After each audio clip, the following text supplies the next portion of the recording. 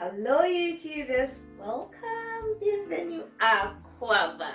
Today I'm taking you to an all-time favorite in Ghana, jollof and waakye. I don't want to start a war, but I think they are power. Waakye is beautiful. When cooked well, it goes with, there's a lot of combinations. You add Shito, you add Gari Fortor. It's Gari made like jollof, plus spaghetti, plus some eggs, plus some meat. Oh, it's so yummy. And there's always a favorite waakye spot in Ghana. People queue. You find people queuing for their special waakye. It's normally a Saturday special. So Saturdays people say they are going for waakye, and so today I'm going to teach you how to make AnneBetty's homemade waakye. Join me, let's cook. So these are the ingredients for waakye. I'll start first with the waakye leaf. These are dried millet leaves, and these are packed with so much antioxidants. What antioxidants do to your body? It boosts your immune system, and normally people cook it with bicarbonate of soda or saltpeter. But when you use that, it kills the health benefits of this. It kills their antioxidant properties. So don't add any bicarbonate of soda or the saltpeter. Let me teach you how to just use your waakye leaves and these ingredients. You've got your salt. I love organic, so I'm using organic coconut milk, and I use this to tie the leaves. So this is the for trussing thread. You can get it from any butcher. Your local butcher shop should have it. And what I do with my waakye is I do the ratio 1 to 2, 1 to 2. So 2 parts beans to 1 part rice. So this is 500 grams to 250 grams rice. And what I did is I normally soak it. So if you've been watching my recipes, I tell you I use alkaline water, and with my alkaline machine, it's got a button which says which gives you 11.5. And what the 11.5 does, it helps infuse and brings out the goodness in your ingredient. So I've soaked the leaves for about an hour. So you see the color is already coming out. So these are the leaves and the color is already coming out. And I'm going to boil it for a bit. Then I'll add my beans to it. Look at the color. So you can take the leaves out now if you don't want it too deep. I want it a bit deep because it makes it beautiful. It makes it look so yummy. So I'm going to leave it in. So in goes our beans. And once the beans is cooked, then I take the leaves out. That's why I tie it with the trussing thread. So you just take it out and that's it. But if you don't tie it, becomes a bit clumsy when taking it out. So I'm going to cover it and leave it to cook. So as you can see, the beans is now soft. So I'm going to take out the leaves, and this is why I tied it, if you remember. So it's so easy to take out, and I can reuse it. So I will dry it and I can reuse it. So I'm taking it all out now. So I've taken the leaves out, but my water was too much because I didn't measure. So I'm taking some of the water out, and because of the color, you can save it and use it any other time you're cooking waakye. Or even rice and peas. It makes it beautiful. It gives it a beautiful color.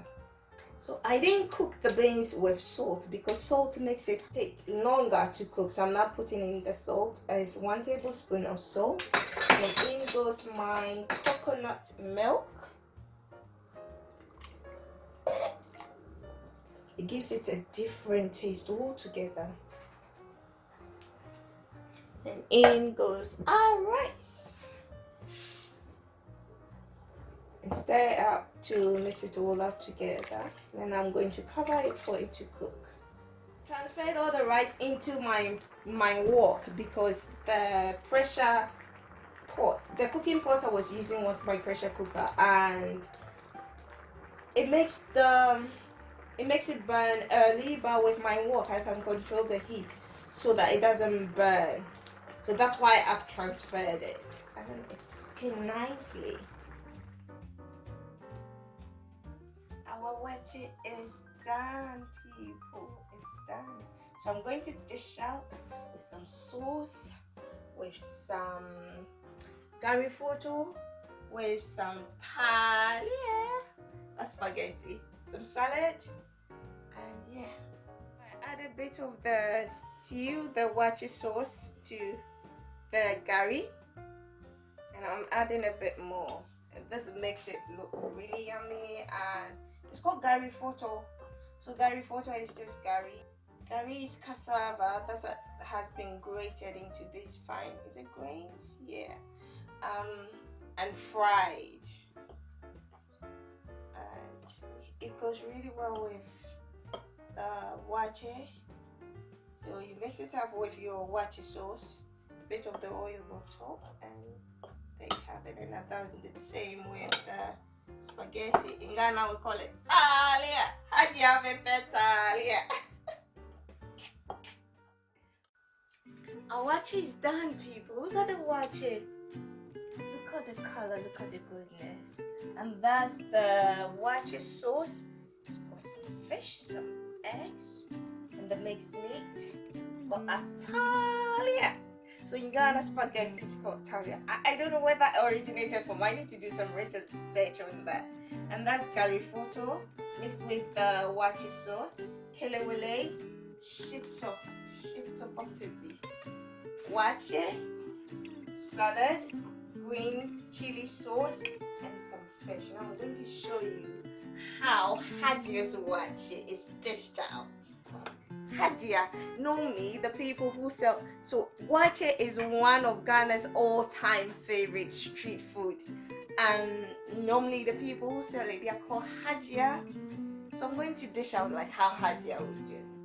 So you buy a waakye, you get some fish, an egg, there's some meat, some sauce,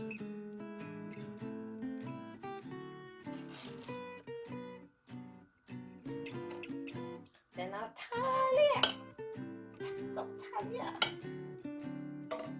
It goes really well with the spaghetti.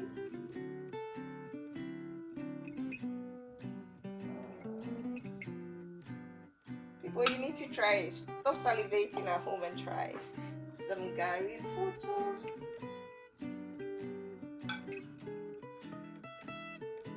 Some salad. You need your greens, people. Come on, go on away.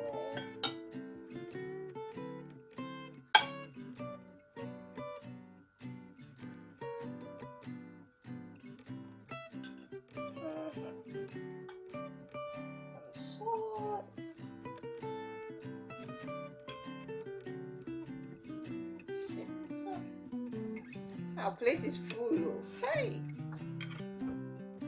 Oh, where are you going? Come on,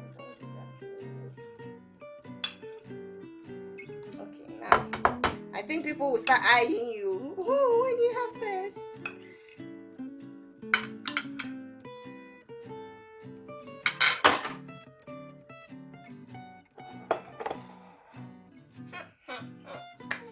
Hi!